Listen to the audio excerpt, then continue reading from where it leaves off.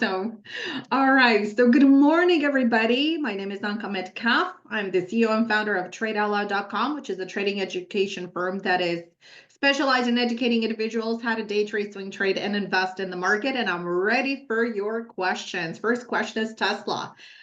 Terry, I'm glad you're breaking it up because I did discuss Tesla with my team.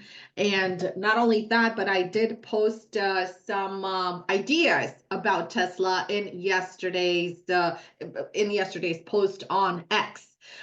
So here's my thought on Tesla. We've seen an organized sell within the last few days, and everybody was wondering whether this is going to be a buy spot. The buy spot is coming because we are into support. I don't think that this is particularly like a full R type of trade, but it could potentially be a bounce.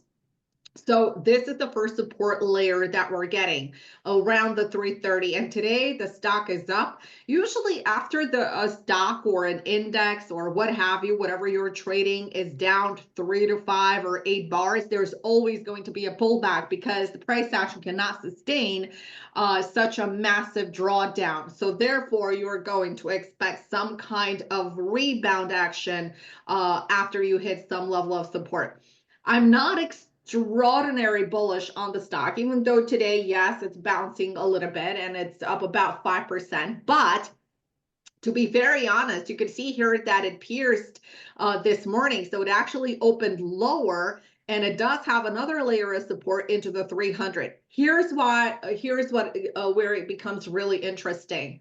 When you're looking at the weekly chart, you can see that the bounce was created by the tap into the 20 SMA. And this is basically a temporary tap. It's far from being a strong buy. After the close this week, and we do have what 2 more days. We have Thursday and Friday. This potentially be a buy above today's. I'm sorry, about above this week's close. So wherever this week is going to close, that's going to give us a clue as to where the price action may be levitating into. If we erase some of the red that we have created this week, and the more of that bottoming tail showing us, or hammer, the way you call it, probably, I call it a bottoming tail, because to me, it suggests that the price action is bottoming, right? So it's very easy for traders to identify that bottoming tail, right?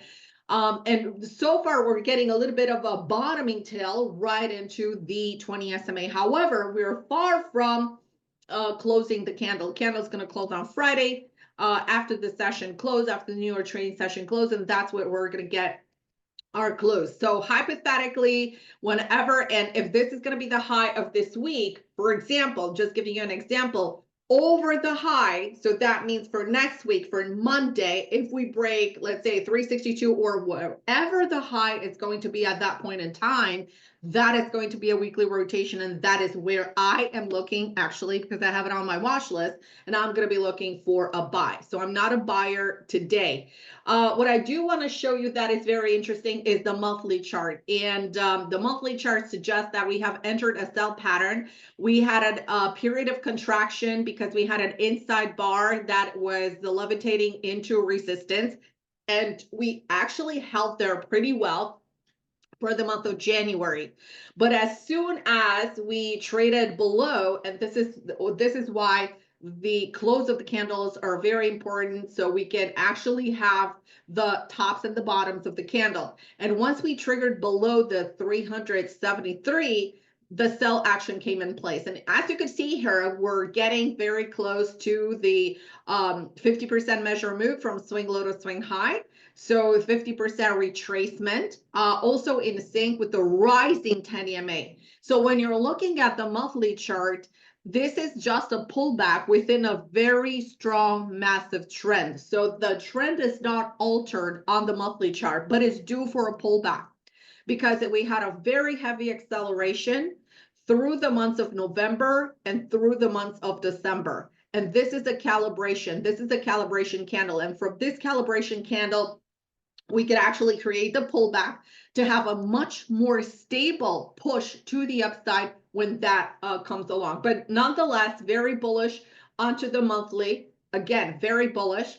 We're going to have to wait and see how the price action is digesting the high of this week. And that's going to be on Friday night, or if you like to look at charts on Monday morning. Any pop over this week's high, that's going to be a strong buy, and I would be a buyer as well. As far as the daily, like I said, after this massive organized sell, I am not going to be a buyer off of this point. So that's my thought on Tesla. The next stock is from Eric, and it's STRL. All right, excuse me. STRL is very interesting. It's heading into earnings. I don't think the stock is going to do anything into earnings. It will report on February 24th, and it's still stabilizing around the 200 simple moving average onto the daily. And it has been stabilizing here since the gap down on January 27. Now, I really don't know because I haven't studied this chart to see what caused the gap down, whether it was, some kind of effect within the company that produced the gap down. But definitely I could see that this was a tape bomb. So it was generated by some kind of news that took the price back down to the 200 SMA. The fact that we have been holding this area for a relatively long period of time, it shows that there is a massive indecision factor into it. And I think that the earnings that are going to come out on February 24th are going to bring much more clarity into the direction of the stock. I wouldn't consider it a buy or a sell at this point until into earnings. We're not that far away. We're literally about 10 days away from earnings, right? So, or something like that. And let it do its thing, because it's not ready to commit in either direction. You can easily see here that we had some support into this area created by this pivot low, and we also had another pivot low here. So this is a substantial area of support if you look to the left hand side. So we have this support here and this support here that is creating the shelf over here. So this is a minor support. This shows us that the stock and the price action is still into an uptrend, but it's just waiting for a decision, and this decision is going to come into earnings. When we look into the weekly, you could really well see that the potential is there if we break above this high this week. So we would need to break $153.11 this week in order for the stock to start accelerating to the next area of resistance, which is into the 158 to 160 area, in which there's going to be a big question mark, because we are having the price below the 10 EMA and we're having it into resistance. So therefore, if we have a very strong close into the 10 EMA, and if we poke a little bit above, so if the price is going to grab on to that 10 EMA, it's going to start lifting higher, and we may have a trajectory back into the 180 and back into the all-time highs right here. And from the monthly structure, you can see that it's still trading on support here onto the 10 EMA. So the pattern is still pretty solid. So I would say that if after earnings, I don't think it's going to do anything before earnings. Like I said, this is my true opinion. I have been trading for over 25 years. And if you have a long base, if you have a base that exceeds 2 weeks into, let's say in another week or so into earnings, it's not, the price action is literally not going to do anything. So I hope this helps. All right. The next stock, Eric, is what is it? ANF. All right. Okay, so this ANF, this had a spectacular, let's just start with the monthly here, right? Because this stock was spectacular through 2023. It topped off in April 2024, and now it's pulling back. Really good example of a stock that has been into a compression mode for so long, from August 2024 until the pullback of January 2025. It has been holding above the 10. Yes. I'm sorry, what? I thought I heard something. Okay. So the stock is holding relatively well into the 10 EMA and held pretty well until the pullback just below the 10 exponential moving average. Right now, testing the 20 SMA, and that is on the monthly chart. So typically, you're going to see some kind of reaction off of this area, just like you saw into the 10 EMA. It's either you're going to see a rotation above the high, and again, you're going to have to wait until the month closes. So that's pretty long time if you ask me, if you're looking for a swing trade. But at this point in time, we are still trading on the secondary level of support, which is right here. We actually violated the support just a little bit. And the way it is looking right now, because we have a high, lower high, lower high, lower high, and because we have broken the area, first layer of support and the second layer of support, I believe that the stock may actually pull back to the $68. That's what the technicals are showing on the weekly chart. So this is ANF. It's not ready for higher, and if you're not in short, then this is not a shorting area because the trade has already triggered. Naga is asking about land. All right, so land, we're going to do top down from this one. We're going to do the monthly. You could see here that it had a high for $42, and boom, all of a sudden it started to retrace, and it's retracing back into a support level of around $10, and it's heavily downtrending. Now, what I'm seeing here is that the price action, I'm going to zoom it in a little bit so you can see what's going on closer. So this is on a monthly chart. The monthly chart took out the high of January. So that means that it's going to get into a short squeeze pattern all the way to $12.30. When it takes, and if it gets into the $12.30, that is going to be, again, the big question mark. And we're going to determine whether the price action is strong into the 10 EMA. Just like I said before, it's going to grab onto it and lift higher into the 20 SMA.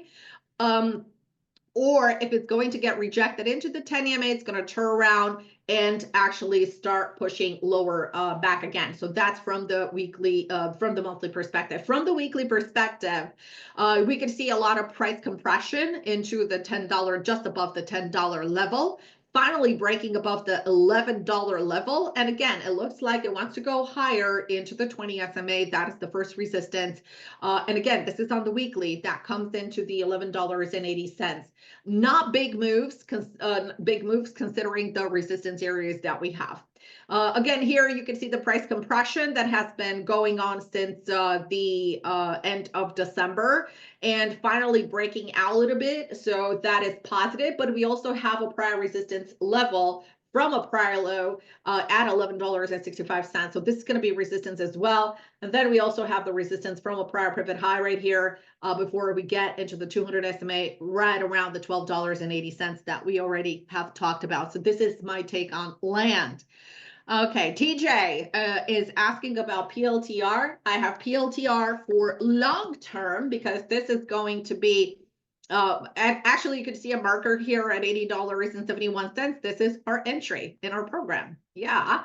And it's compressing into the upper side channel. So this is actually very strong. You can see that the price action is trading above the 10 EMA, which means that it's into a massive, and I mean massive with capital letters, power trending mode.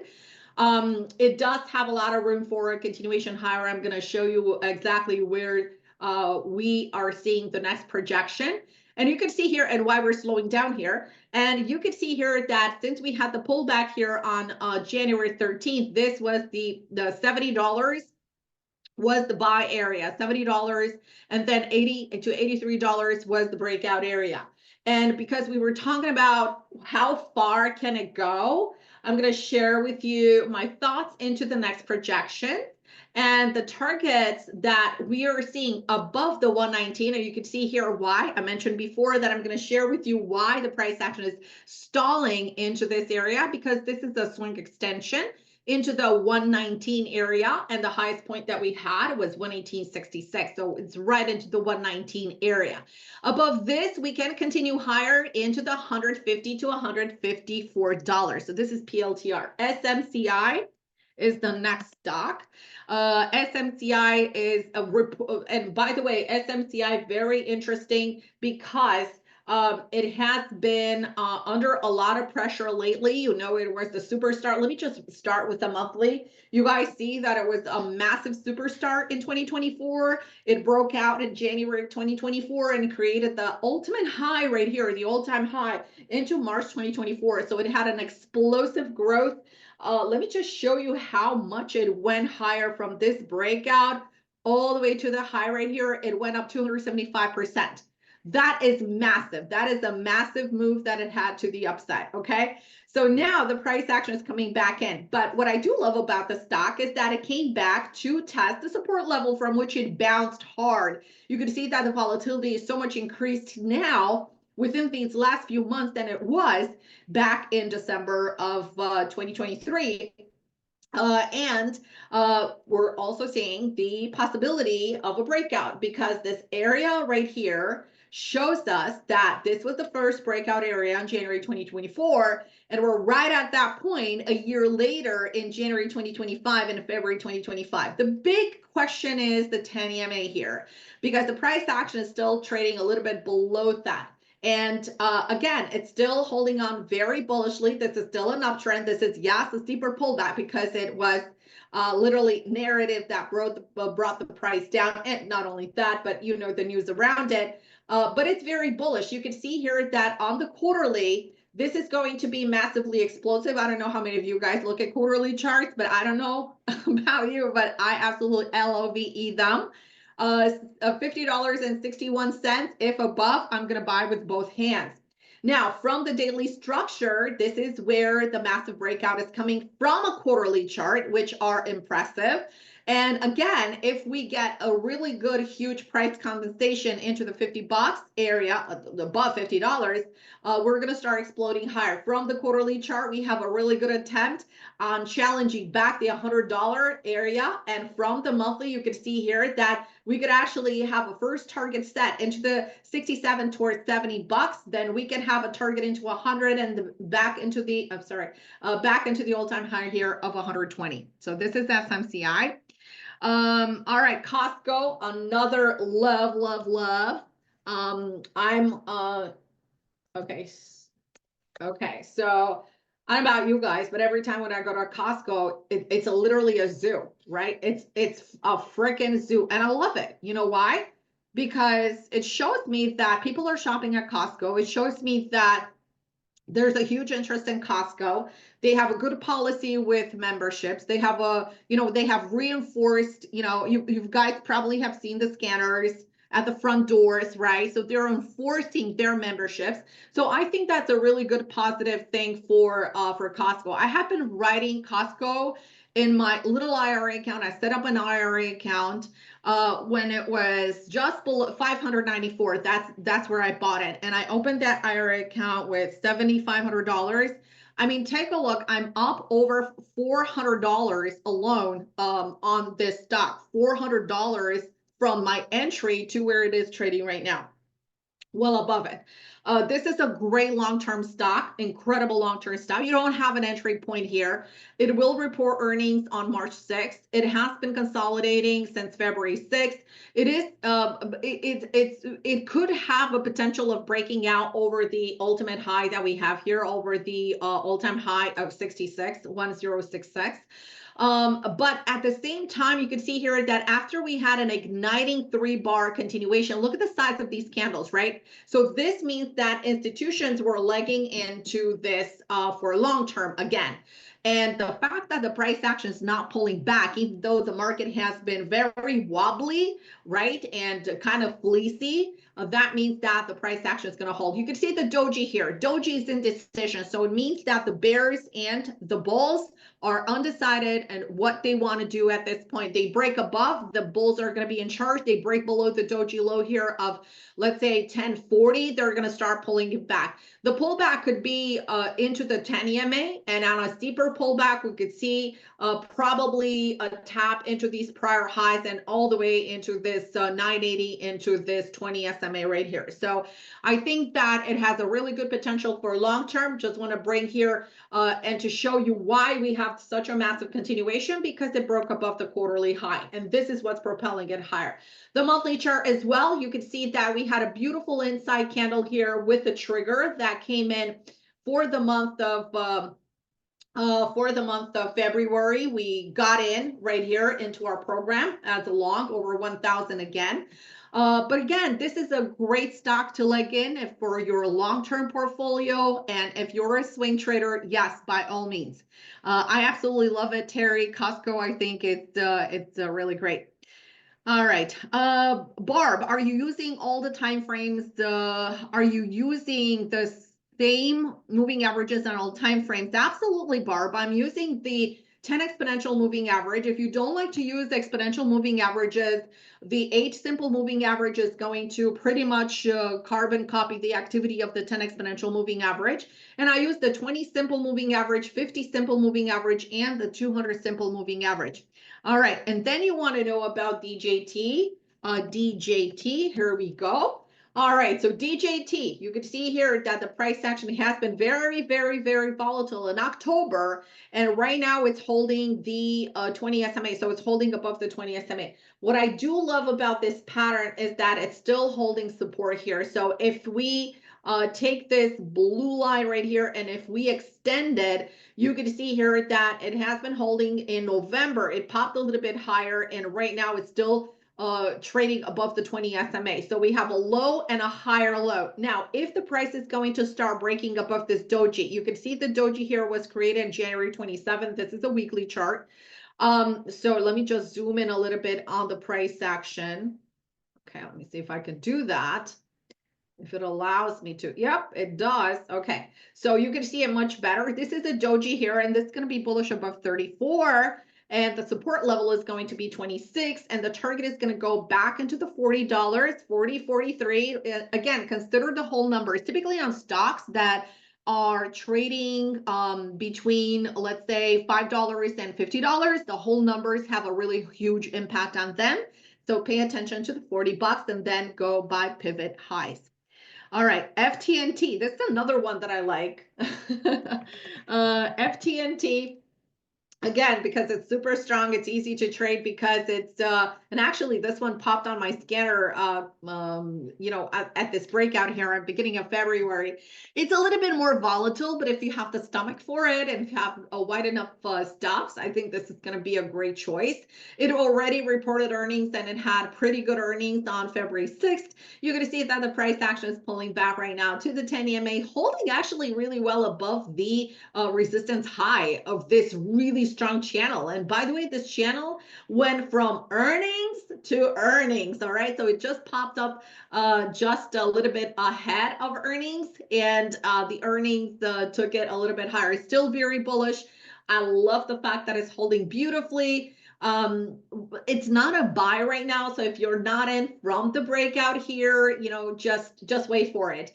I would suggest, because it's a little bit more volatile, watch the weekly chart versus the monthly chart, because it's going to give you a little bit more insight as far as how extended the stock is. And at this point in time, it's a little bit extended. It's a little bit in there in the frothy highs.